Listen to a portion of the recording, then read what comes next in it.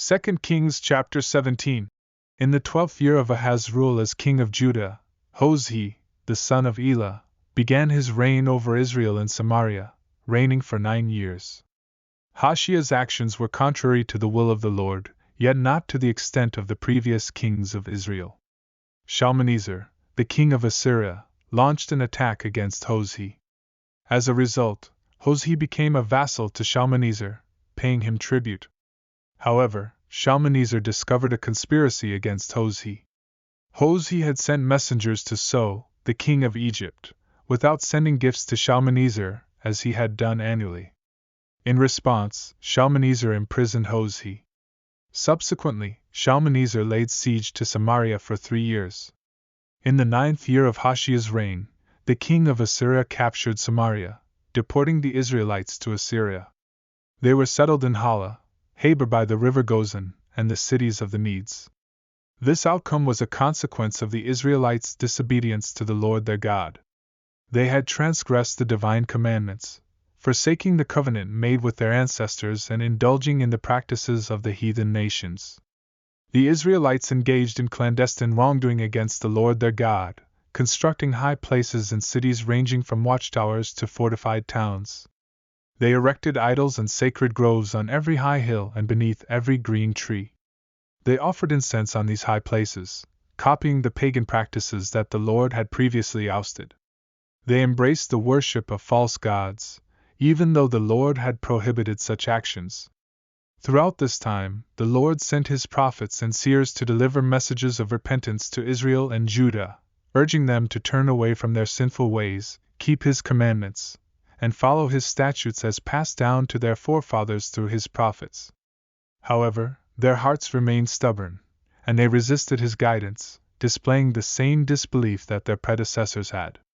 They disregarded the Lord's statutes, covenant, and testimonies, and they turned to vain pursuits, emulating the surrounding nations and their practices. The Israelites abandoned the Lord's commandments, embracing idolatry instead. They created 2 golden calves and erected an idolatrous grove, engaging in star worship and serving Baal. Furthermore, they committed heinous acts, such as sacrificing their own children, practicing divination, and utilizing enchantments. In their rebellion, they sold themselves to evil, provoking the Lord to anger. Thus, the Lord's wrath ignited against Israel, resulting in their expulsion from his presence. Only the tribe of Judah remained. Regrettably, even Judah did not uphold the commandments of the Lord but rather followed in the footsteps of Israel. The Lord eventually rejected all of Israel's descendants, subjecting them to adversity and allowing their enemies to conquer them. This plight persisted until they were driven from their homeland. The division between Israel and the house of David occurred when Jeroboam, son of Nebat, became king. He led Israel astray, causing them to sin greatly. The children of Israel continued in the sinful practices initiated by Jeroboam, refusing to abandon them. As a result of their persistent disobedience, the Lord ultimately fulfilled his earlier declarations.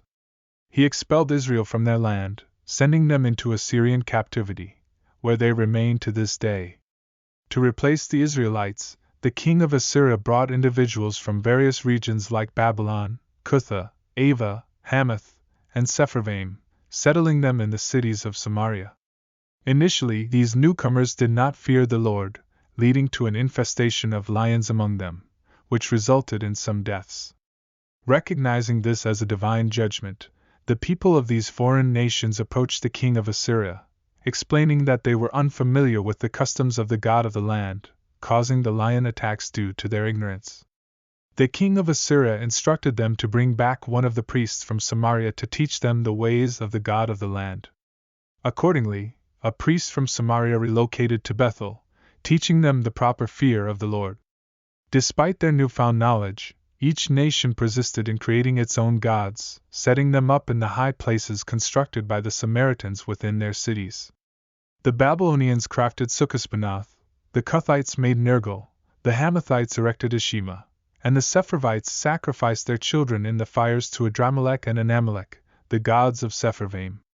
This led to the establishment of priests from the lowest ranks of society who officiated at the high places, offering sacrifices on behalf of the nations. Although they revered the Lord, they also continued to serve their own gods in accordance with the customs of the nations they had left behind. Thus, these nations, to this very day, adhere to the practices they initiated, failing to fear the Lord or follow His statutes, ordinances, laws, and commandments. Despite the Lord's covenant and instructions to not fear other gods, they persisted in their polytheistic practices. The Lord, who had miraculously delivered them from Egypt, instructed them to worship and sacrifice to Him alone. However, their continued disobedience led to their downfall. The Lord's patience waned as the Israelites repeatedly deviated from His ways. Consequently, they were expelled from the land that He had given them.